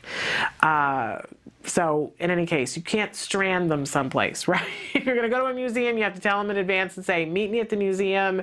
And then do you have to leave early to get to your next client? But that is very doable. Do the outings, I'm telling you. And check out the A Word because it really is a very amazing thing. Now, we have to take a break, but as we go to break, we have a very special video to show for you for the first time. We wanted to sit down. We've had Nick Yates before on the show. He's a really amazing young man. We've had his mom on the show, actually, because his mother is a special needs attorney, Bonnie Z. Yates. And you can go to her website, really great website, full of great information. But Nick was diagnosed with autism at a very young age, and he did not start getting intensive ABA therapy from the Center for Autism and Related Disorders till he was 4. Almost 5, in fact, and which is considered to be a little late, right, to start early intensive ABA. But Nick recovered from autism. I believe he was deemed recovered around the age of 15, and he is in his senior year of college, an amazing young man. And he sat down with us over the holiday break, sat down with me to talk a little bit about some of his thoughts and feelings about some of the stuff that was happening in the news and what autism is and how he looks at it. And I just very excited to be able to share with you this interview that I did with Nick Yates. Take a look. Nick was nonverbal till he was 2 years old. We had lots of behavioral problems with him, and we had a lot of social problems at school that were somewhat mysterious. Nick Yates was diagnosed with autism at an early age, but he didn't begin receiving intensive ABA until he was 5 years old. 4, 5. Fantastic, Dee. Give me 5, buddy. All right. Despite great progress, Nick, like so many young individuals on the spectrum, was bullied throughout his school years. I just want to be able to be a regular kid out there in the world and get along with others. By the time he was a teenager, Nick's progress was significant enough that he lost his autism diagnosis and was deemed recovered.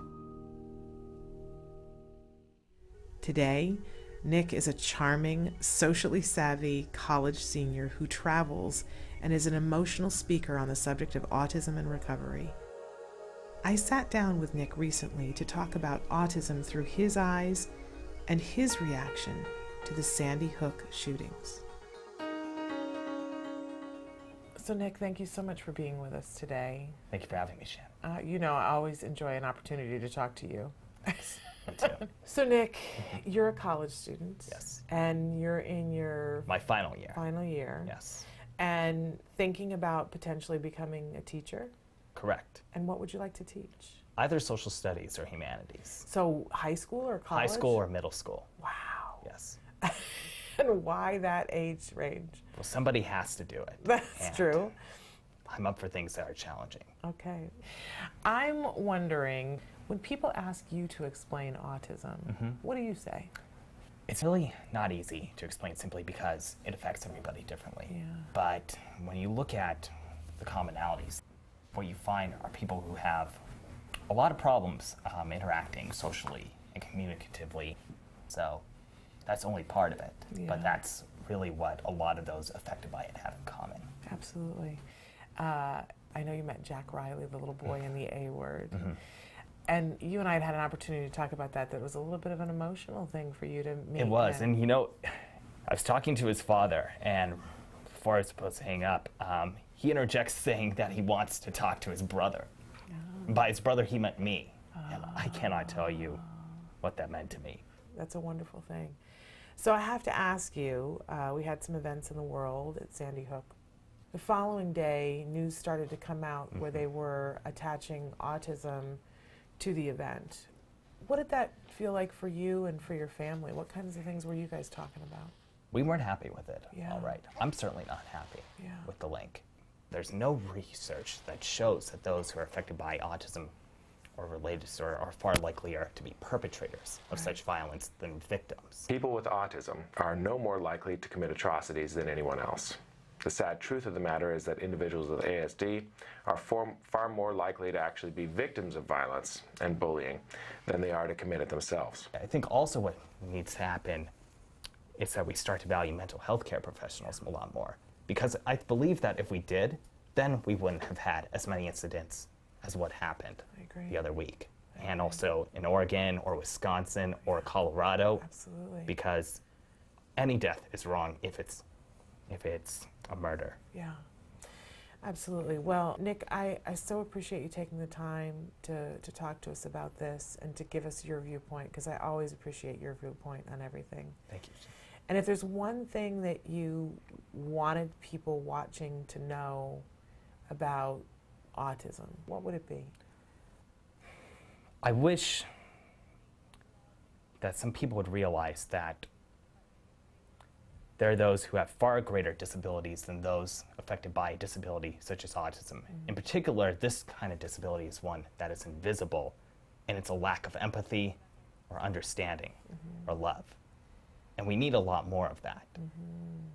The best anybody can do is be themselves and treat everybody as they would like to be treated. Absolutely. Right. Do unto others as you would have done unto you. And practice what you preach. Absolutely. Absolutely. Well, thank you so much. Thank you. Appreciate you. Welcome back. I was just saying I had the worst posture in the world. Like, I need a handler. I need somebody to tell me to sit up. I need a yardstick taped to me. Maybe that can be part of my goals for 2013. In any case, so not about that, so about this amazing young man and his opinions and his view of the world. And I've said it before, I'll say it again. He is one of my favorite people on this planet. He is an amazing young man, and he informs me on a regular basis in such a way, I've spoken before about the first real book that I read about autism was Christina Adams' book, A Real Boy. And it details the process that her son went through as she started therapy at the Center for Autism and Related Disorders. And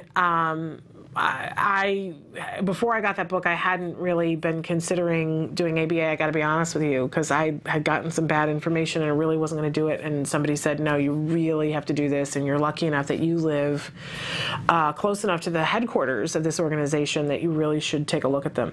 And here's a book about it, right? And I went home and I started reading this book, and it really was life-changing. And at one point in the book, she talks about going to hear an adult with autism speak at this event, and then later getting to interview him, and how important it was to her, because that she sat there and just drank up this person and wanted to know everything about how they looked at the world, because she was hoping for some glimpse of what how her son looked at the world and how, you know, she could better prepare him and who he might be when he grew up. And I'll be honest with you, when I first read that, I was like, gee, I don't get it. I don't see what's so interesting about that, because all of our kids are different, and I really just didn't get it in that moment. And then I got to meet some individuals who were adults on the spectrum, and it was like light bulbs going off in my head, and I went, oh, I completely get it. This is better than butter pecan ice cream, to go around and see how they are in the world and what their lives are like, and you know, to see what's possible is just so inspirational. And Nick is just, he's an amazing young man, and he is so really intelligent and sensitive, and he's brilliant. I mean, brilliant is the word for him, and caring and compassionate and polite, and oh my goodness, just a lovely, lovely young man who really has already changed the world. And so I meant it when I said, anytime I have an opportunity to sit down and talk with Nick, I know he's going to say something that's going to make me go, oh my goodness, hadn't thought of that. Hadn't thought of that. And I'm thrilled at the idea that he is going to be in a classroom teaching at some point. I think it's a very exciting thing. So we thank Nick for being here and for sharing with us some of his thoughts. And I hope if you ever get an opportunity to see Nick speak, that you take advantage of it, because it's pretty amazing. He spoke, the first time I heard him speak, you know, just from the podium, because I had conversations with him many times, but I heard him speak from the podium, it was almost 2 years ago, that he and 2 other young adults who also recovered from autism, 3 guys, got up and spoke at this event. And let me just tell you, it brought the house down. There were people weeping and laughing, and it was just amazing, amazing. So I hope if you get an opportunity to see Nick Yates speak, a very busy college student, but he does speak from time to time, and it's really something to put on his shoes and get up off the couch for. And we want to thank Nick again for being with us for that interview. We are going to take another quick break, and then we're going to come back and talk more about challenging behavior and move into tantrums and meltdowns, because these things do happen. Stick with us.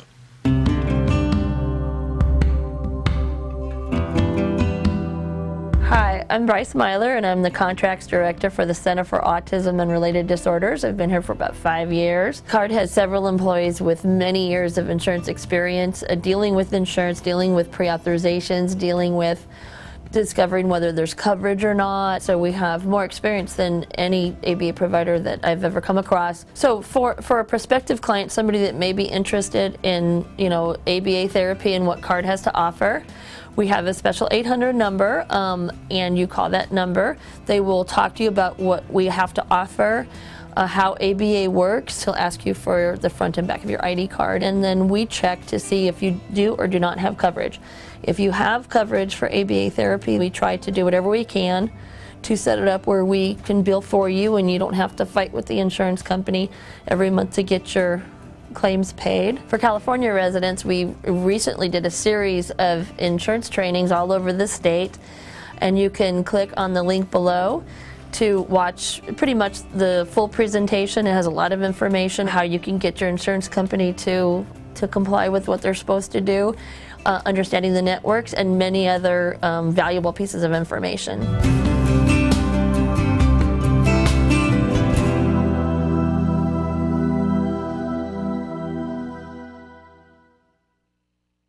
Welcome back. We're talking about challenging behavior and how we can change circumstances within our control to set our kids up for success and to help them to overcome behavior that prevents them from learning and prevents us from being able to fully appreciate them, right? Because all of that is going to stop them from reaching their fullest potential. And honestly, if that isn't a part of your day, if you have not gotten to the mind place where you're saying, okay, what I want to do is to help my child reach their fullest potential, I want to encourage you to take just a minute and think, what if my day were filled with that?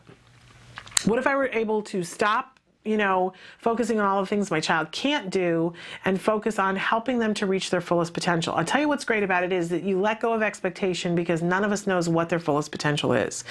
It is as possible that their fullest potential is wonderfully shocking good news as it is that it's something disappointing. So I would encourage you to take that little leap of faith and say, all right, that's what I'm going to be about, is helping this person to reach their fullest potential. And honestly, it's a gig that we can all be working on with ourselves. I'd like to reach my fullest potential. I don't know about you. And some days I'm not working towards that. So what a great thing to have in mind for our goals for 2013. But you know, we have these children and we love them so much, let's help them to reach their fullest potential. We've talked before about how behavior is a means of communication. All behavior is a means of communication. There are times when our child behaves in such, and I mentioned my son was having a little bit of a hissy last night, and in that moment, if I'm going to be honest with you, I was not thinking, what's he trying to convey to me? Right? I know, I got to walk my talk here. Eventually, I did stop and think about that. But in the moment, I was like, why are you making my life difficult? What's up with this? Why is this happening? What did I do wrong, right? All those emotional things that really were not helping me to help him to reach his fullest potential or help our relationship reach its fullest potential. But there are some things that we want to keep in mind when behavior is happening. First, if we can remind ourselves, all behavior is a means of communication, and what is this child trying to communicate, right? That's a really good thing to occupy our brain with instead of heaping on, oh, you know, why is this happening? I'm a bad parent. My child's a bad child, because we're not bad parents and they're not bad children. Sometimes we engage in bad behavior. Sometimes they engage in bad behavior, but we're not bad people.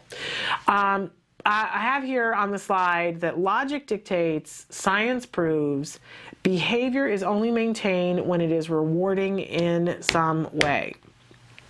Okay. You and I know we have a limited amount of energy, right? And especially, I'm at a point where I literally will say, people ask me to do something and I go, I just don't have enough energy. I don't have enough energy to get mad about that. I don't have enough energy to do that. I'm not choosing to put my energy into that, right? There's a limited amount of energy. And our kids, who seem to have endless amounts of energy, it is still true that they have a limited amount of energy and they're going to decide what they put their energy into. We all kind of do. You know, we have these like invisible buckets and we go, I'm going to put time and energy into that. And the truth of the matter is, and we know this from science, science has borne this out time and time again, logic dictates, science proves that no living creature on the planet will continue to put time and energy into something if there is not a reward in some way. Now, there are times when we think there's going to be a reward and we keep doing the same thing over and over and again. And you know what they say about the definition of crazy is doing the same thing and expecting a different outcome. You know, and we do see living creatures participating in that kind of behavior. You know, you only have to go to a windowsill in the middle of summer by the screen and look and see, you know, there's usually a dead fly. And it's because the fly ran at the screen and ran at the screen and ran at the screen and kept doing it because at some point they ran towards what looked like an open window and they got out, right? So they're going to keep doing it until they literally die trying. We don't have to be the fly. And we certainly don't want to sentence our children to being the fly. So what we're going to do is get really clear on what the payoff is for certain behaviors. And if a child once upon a time got inadvertently, and a lot of times it is inadvertently rewarded for challenging behavior, we do know that they're going to try many times, many times, that same behavior expecting that same result. We don't have to let them keep beating their head against that screen. We can manipulate some of the different things in their environment in the hopes of teaching them a better way. Okay, so we have to talk then about the three-term contingent. And basically what this is the ABCs of behavior. There is always an A, a B, and a C to a behavior. And you don't have to remember that it's called the three-term contingent, but do remember the ABCs. Simple enough to do. We all know about the A, B, C, right? How does it translate to behavior? The A is the antecedent. I know it's a jargon term, right? But antecedent stands for anything that whatever happened right before. Behavior, as much as sometimes with our kids on the autism spectrum, it seems like it springs from nowhere. Where did this behavior come from? But it doesn't spring from nowhere. It always happens for a reason. There is something. It's the antecedent, and that's why the behavior happens. And then there is always a consequence for all behavior. By the way, again, this is not just kids on the autism spectrum. This is true of all of the behavior that we engage in, and it's true of all of the behavior that living creatures engage in. So we know there's an A, something happens, the antecedent, the behavior happens, and then there's a consequence for the behavior. Behavior does not happen in a vacuum. There is always a consequence, even if the consequence is silence, right? And so we want to think in terms of, as parents, I think we're given to understand that we want to focus on the behavior. It's the behavior, and we have to teach them a lesson about the behavior, right? We must punish the behavior. But how well does that work? It really doesn't work well at all, right? And in fact, science has shown that that kind of thinking and that kind of behavior, focusing on the behavior and punishing the behavior, I know we have laws and we have jails, and they just keep getting more and more full because guess what? It's not real effective. And it's not real effective for everyone. So instead of focusing as much on the behavior, not to say that we're going to, completely disregard the behavior, but we don't have a lot of control over behavior. We've all been in that circumstance, right, when your child is doing something, where they're touching something or touching you or doing whatever, and we physically, do this, don't do that. We say to them, stop it, stop it. The child who's kicking the seat, right, and we say, stop it. Stop it, stop it. And do they immediately go, oh, okay? No. It's really not effective. We're focusing on a physical behavior, and we don't really have a lot. What are we going to do? Restrain them? And of course, this is what we get into at schools. Schools they don't have this training. They go in and go, oh, well, we're going to restrain the child. Put a 9-year-old in handcuffs? Ridiculousness, right? Because they're focusing on the wrong thing. You don't really have a lot of control over the behavior, and you don't want to get into what I call the land war in Asia, where you're trying to physically restrain them. You're not going to win. You're not going to win. But what you do have control over are the things that happen before. You have a lot of control over things that happen before. And we call those antecedent modifications. When we change something in the equation in the beginning, that's an antecedent modification. And then we have a lot of control over the consequences. This is really a lot of times where our power is. And so we can do consequence modification strategies to change this equation. So let's imagine for a second that you've got your child and they're engaging in a challenging behavior. Fill in the blank. What is it? The child's kicking the chair, right?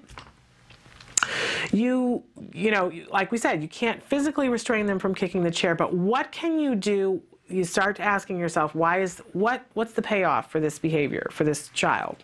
And there is a payoff for it, and we don't know in this moment what the payoff is, and it's really important.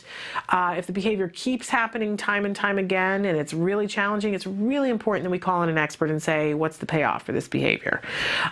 Because if we try to implement an antecedent consequence that doesn't go with the actual behavior, we're not going to be successful.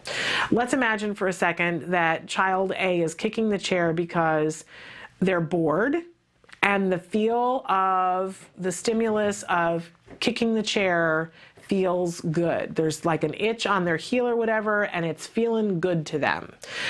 We would call this automatically reinforcing behavior. There's something about the kicking the chair that feels good. That's going to change how you do a consequence modification because the child is needing some sort of physical stimuli. So maybe when we see the child engaging in this kind of behavior and it's already happening, we would give them a replacement behavior and ask them to get up and do something that is not going to annoy everybody else in the room. Maybe we play a game with them and we get them to physically move. And for that child, if we see that that's effective, then maybe we would move to an antecedent modification in the future. And when we're going to a doctor's office, maybe before we go to the doctor's office where we know the child's going to kick the chair, we would do something really physical with them, and we go into the doctor's office, we have a physical game that's planned for them, something that you can do in a small space so that the child doesn't lose it and start kicking the chair but isn't hurting anybody and is doing something that's more socially appropriate, okay? So, and we would, you know, manipulate things and go, well, this didn't work, so we're going to try something different. But imagine if this same child, the reason wasn't that they were enjoying the sensation of kicking their heel against the back of the chair. Let's imagine that the child wanted some attention.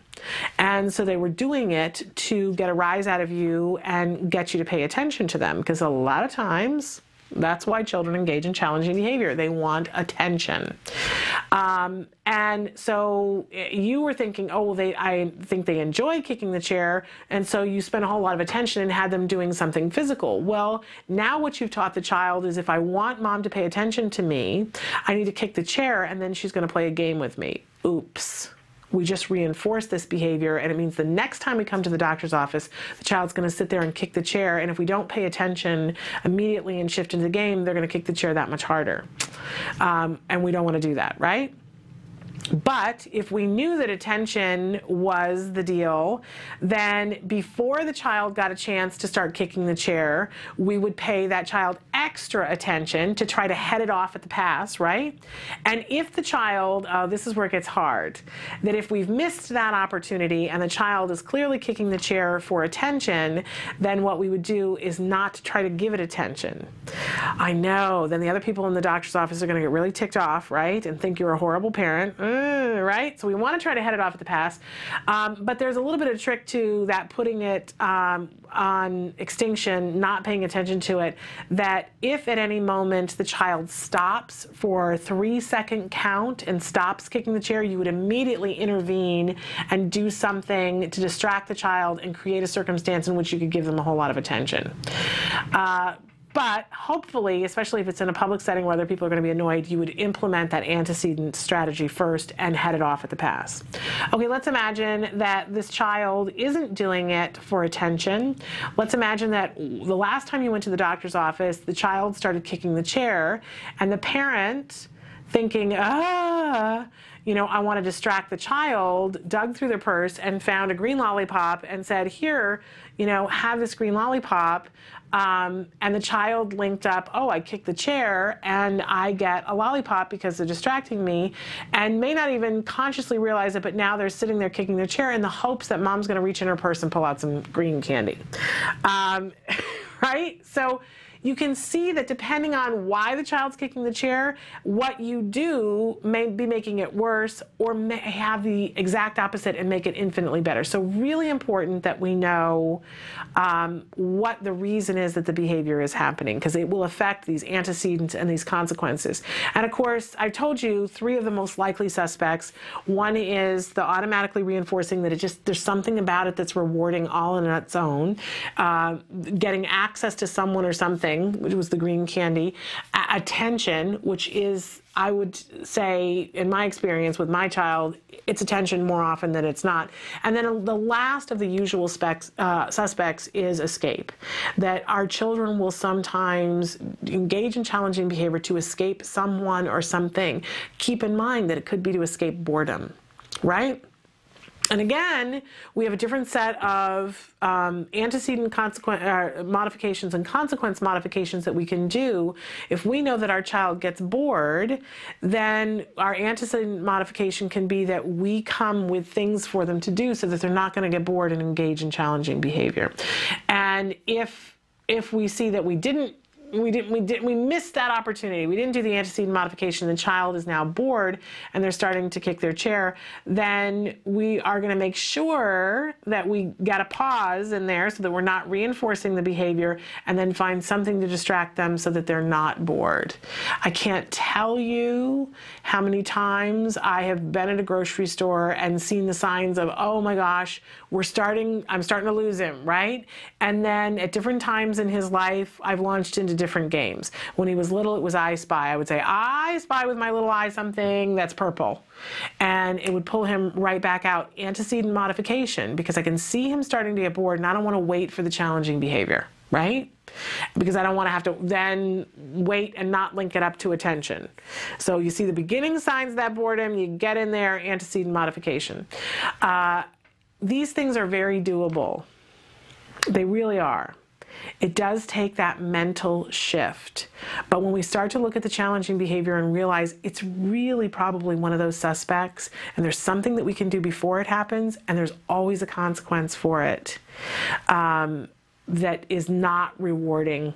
If it's behavior that we don't want to see, we want to make sure we don't reward the behavior, but we do want to reward the absence of the behavior. It's a lot to take in. In any case, we should take a break, and when we come back, I'm going to take a little break from the challenging behavior and talk a little bit about our goals, setting goals, and how we can be mindful for our personal goals of doing all the executive function things that we teach our children to set ourselves up for success, because we want to be able to achieve the goals. Stick with us.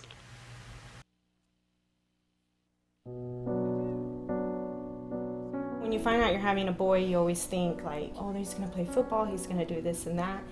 And then when he's diagnosed, all those things get washed away.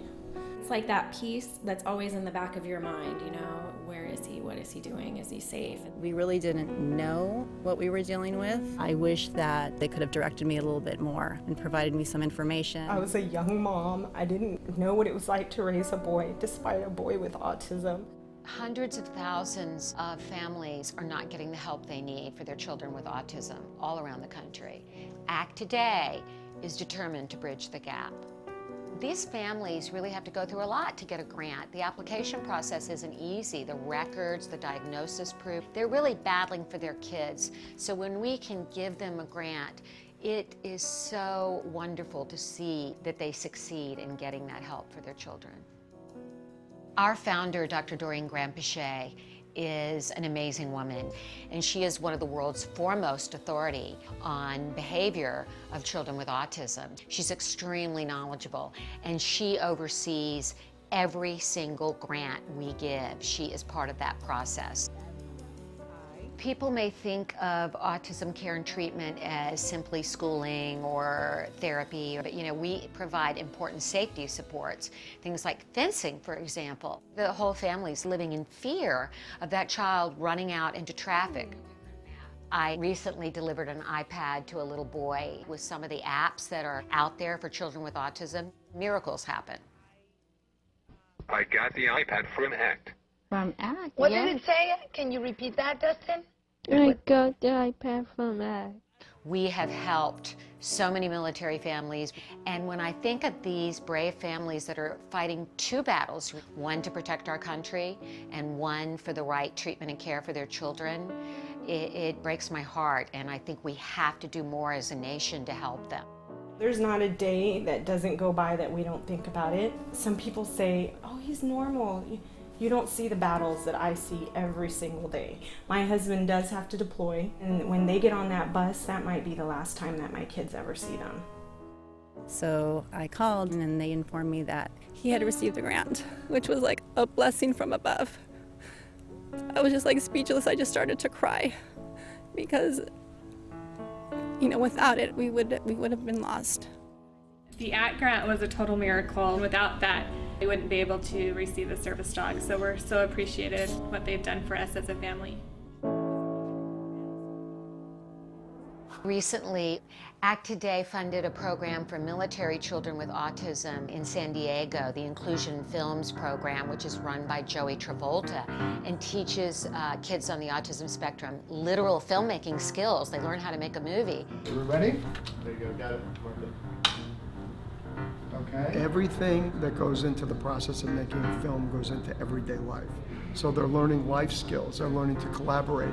It was really nice to know how much they were enjoying this camp, and they're with people who are supporting them and are making them feel great about themselves and their differences and their similarities. And I get two kids that are working together and apart and together and apart, so it's an interrelationship as well as a camp and a learning experience.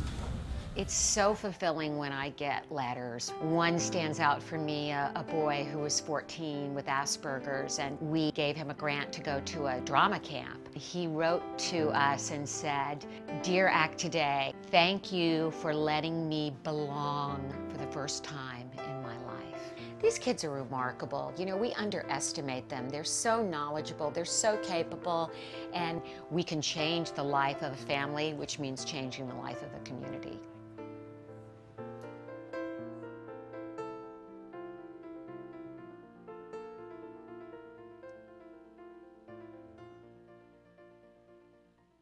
Welcome back to Autism Live, and I wanted to take a little bit of time to talk about goal setting for ourselves and for our kids. You know, our whole focus this week, last week we talked a little bit about getting organized, right? Because I think it's important to sharpen your pencils and know what you're doing. But this week we want to talk about goal setting across the board for our kids and for us. And we've talked many times on the show before about the executive function skills that are involved in achieving a goal. And we really want to set our kids up for success. And I believe that every single junior high school and high school student should get and I love the lessons that are available in skills in the executive function curriculum, because it really is a step-by-step of here's how you determine a goal, and determine a goal that's absolutely attainable, right? Because I think sometimes it's nice to shoot for huge goals that may or may not happen, but it's really important to have some goals that you can feasibly make happen. And how you set yourself up for success. And there's so many different things along the way that you have to attend to and not attend to achieve a goal, right? And we can work on strengthening all of those things with our kids, but we can also work on strengthening them for ourselves. And the one that I want to talk about today is setting the goal and making a realistic calendar of events that work backwards towards this happening. So that if you were to say to yourself, your goal is to get a college degree, let's start there. And you say, okay, you know, so today is January 15th and 2013, and I want to get a college degree. And so you have that picture in your head of you with a college degree. The first thing that you want to ask yourself is, realistically, I know a little bit about getting a college degree. How long is that going to take me, knowing the circumstances of my life? Is it something that's going to be, you know how many credits you have? Is it something that's going to take 2 years? Is it going to take 4 years? Is it going to take you 6 years? What is realistic? And you might have to do a little bit of research to figure out what actually is realistic, but setting yourself something that makes sense. Okay, so I want to get a college degree, and you might know or not know what the subject is, but you want to give yourself an idea of timeline. And it's important to know timeline, even if the timeline shifts. But when we say, well, I want to get a college degree at some point in my life, when is that going to happen, right? When is now a good time? So give yourself a timeline and know that that's pliable. Time is pliable, and you can always shift it later on. But if you say to yourself that by 2018, I want to have a college degree, then, you even, get yourself, I'm a very visual person, you can get yourself a 2018 calendar online and mark the date and say, graduation date. You don't have to do that, but, you might want to. And then you start asking yourself, okay, so if I'm going to get the college degree on, June 10th of 2018, what has to have happened in 2017 in order for me to get there? Well, in 2017, you got to be close to getting a degree, right? Which means that in 2016, you got to be like 3/4 of the way. 2015, you got to be like half of the way, which means in 2014, you got to be 1/4 of the way, which means in 2013, what?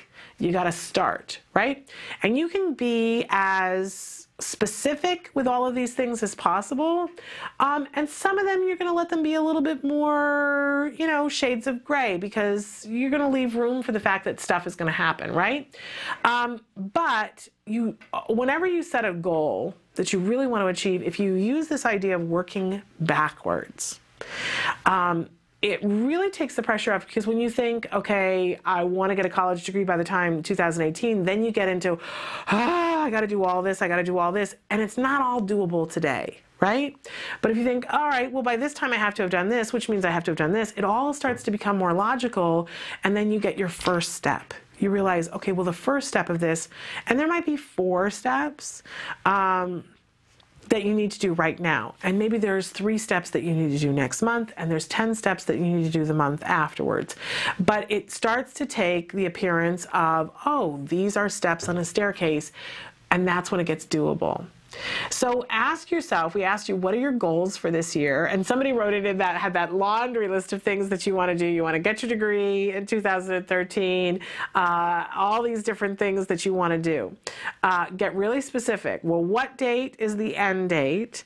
And how are you getting from there back to the beginning? It's a really powerful tool, very, very useful.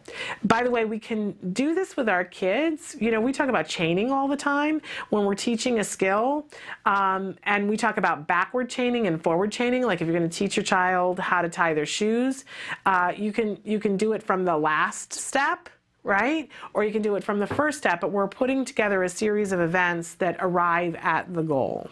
And so in some sense, it's like we're backward chaining this goal. Imagining in the future, okay, if this were to happen by this day, what would we have had to have done starting from the backward, okay?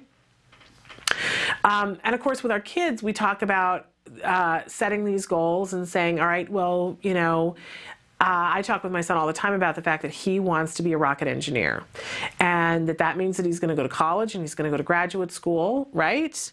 And he doesn't have to do those things right now, but he has to take certain courses in high school, and he already knows about that, and he's going to have to do certain things in junior high school, and what that translates to in 4th grade is that he has to do his math homework every night and not have it be a big deal.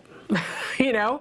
And oddly enough, when I ask him just to do his math homework, you know, a hit and miss whether he likes it or not. But when I remind him, part of the reason why we're doing the math homework right now, and we've gone through all those different sets of goals about getting to be the rocket scientist, then he's more willing to do it. It really helps him to be able to visualize that stream. That, you know, he's a whole concept kind of guy.